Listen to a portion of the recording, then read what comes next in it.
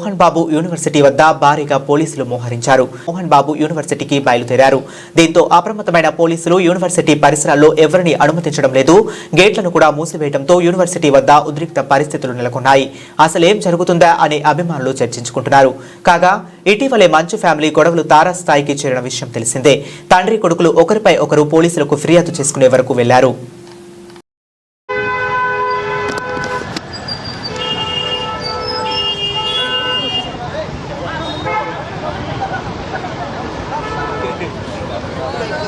Public issue కూడా ఇంత support ఉంటుంది. మీకు తెలియదు ఏముంది పరిస్థితి. ఎందుకు ఇంత పోలీసులు బాడీ గార్డులు ఇంజక్షన్ ఆర్డర్ కోర్టులో ఉంది కదా, ఇప్పుడు వచ్చింది ఆర్డర్. నా పంపిండి. ఓకే ఓకే చూడండి తీసుకోండి. ఓకే